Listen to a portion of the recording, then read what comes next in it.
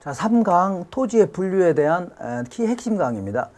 여기는 토지를 여러 가지 형태로 나눠보는 건데, 우리 감정평가에 따르면 이 토지를 크게 세 가지 형태로 나눕니다. 감정평가에 따르면 택지지역, 농지지역, 임지지역 이렇게 세 가지로 구분하는데, 요거를 대분류로 하는 겁니다. 대분류.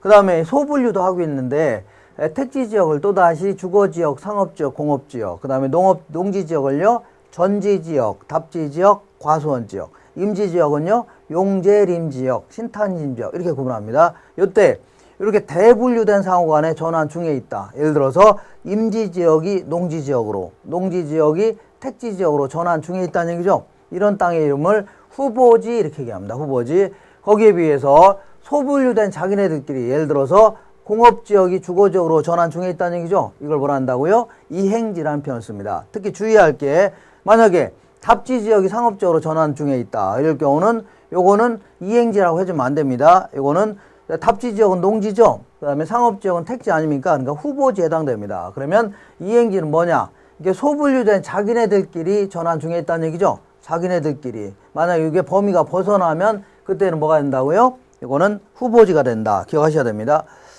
자, 이번에는 용도 전환 중에 대한 토지의 용어는 조금 전에 한 거고, 만약에 나중에 감정평가에서 동일수급권을 파악할 때 이런 용어는 처음 할 때는 잘 모를 겁니다.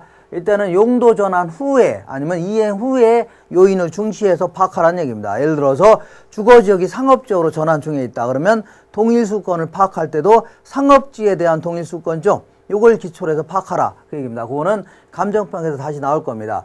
요때 이제 택지지역을 좀 다른 형태로 좀 알아볼게요. 택지지역은 건물을 지을 수 있는 땅을 얘기하는데, 요거를 나지, 건부지, 공지 이런 식으로 구분할 때, 나지라는 것은 건축물이 없는 땅이고, 건축물은요 건축물이 있는 땅입니다. 우리가 일반적으로 얘기할 때는. 근데 우리나라 토지보상 평가 지침에 따르면 나지의 정의를 좀 분명히 하고 있습니다. 건축물이 없고, 그 다음에 우리나라의 어떤 땅이든 공법상의 규제를 받습니다. 그린벨트라면 다 받는 겁니다. 도시지역, 상업지역 다 받습니다. 다만 사법상의 규제는 없다. 임차권, 지상권, 지역권 이런 건 설정이 안 돼 있다는 얘기죠. 이런 걸 뭐라 한다고요? 나지라 합니다. 근데 일본에서는 나지를 두 가지 형태로 나눕니다.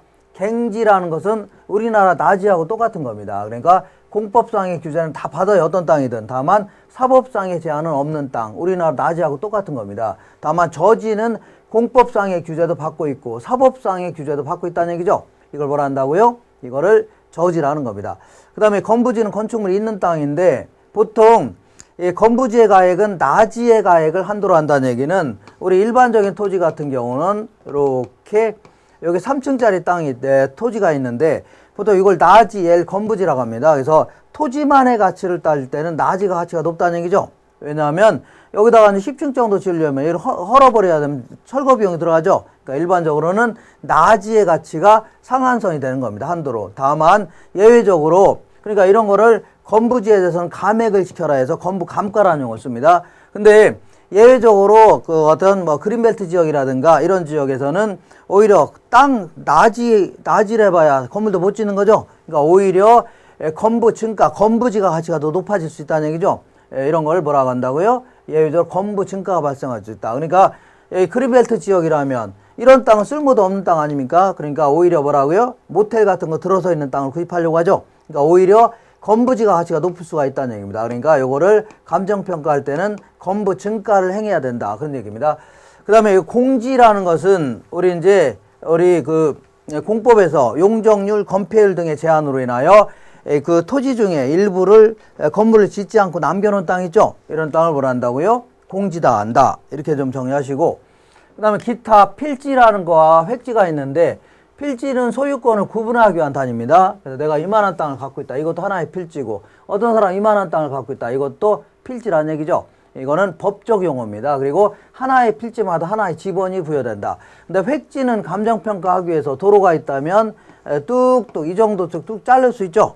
요거는 1제곱미터당 얼마, 요 정도 얼마 이렇게 평가할 수 있는 거 아닙니까? 이걸 획지라 하는 겁니다. 그러니까 가치를 판단하기 위해서 뚝뚝 잘라놓은 땅을 뭐라 한다고요? 획지라 한다. 기억하시고, 그 다음에 법지와 빈지도 상대적인 개념인데, 법지는 보통 이제 축대 등을 쌓으면서 무너져 내리지 말라고 축대 같은 거 쌓아놓은 땅 있죠? 이걸 뭐라 한다고요? 법지라는 겁니다. 이거는 윗집 소유로 소유권이 있습니다. 자, 그렇지만 활용실익은 별로 없네요. 거기에 비해서 빈지는 바닷가에 물이 최대한 몰려왔을 때를 최고 만조 수위선이다. 그래서 거기서부터 일정 거리를 뛴 다음에 지적도를 작성합니다. 그러다 보니까 지적 공부에 등록된 그 사이 땅이죠. 이걸 뭘 한다고요? 빈지라는 겁니다. 이거는 법적 소유는 없습니다. 국가 소유이기 때문에. 그렇지만 아직 바닷물이 안 들어오니까 활용실익은 있다는 얘기죠. 그 다음에 맹지라는 것은 도로에 접하면이 없는 땅, 이런 땅을 얘기하는데 그 상태에서는 건물을 짓더라도 허가가 안 나옵니다. 자, 그래서 보통 이제 도로 나가는 통로를 확보하는데 여러 지역권 같은 거 설정할 수도 있지만 보통 그 땅을 살 수도 있죠. 그럴 경우는 땅 모양이 어떻다고요? 자루 모양처럼 변할 수도 있겠네요. 이런 걸요. 자루 모양 대지를 써서 대지라는 표현을 씁니다. 우리 이제 골목길로 쭉 들어가서 그 안쪽에 집 있는 거 있죠? 이런 걸 다 자루 모양 대지다 해주면 됩니다. 그 다음에 공한지는 도시 토지로서 집가 상승만을 바라보고 계속 방치해놓고 있는 땅 있죠? 이런 땅을 공한지라 이렇게 얘기합니다. 그 다음에 휴한지는 농지 등이 쉬고 있는 땅 있죠? 이런 땅을 뭐라 한다고요? 휴한지다. 그 다음에 유휴지는 공한지보다도 훨씬 더 넓은 개념입니다. 어쨌거나 바람직스럽지 못하게 놀리고 있다. 이거 다 뭐라 한다고요? 이거를 유휴지다. 이런 식으로 정리하시면 됩니다. 자, 이렇게 해서 요 정도 정리하시면 됩니다. 자, 그러면 여기서 끊겠습니다.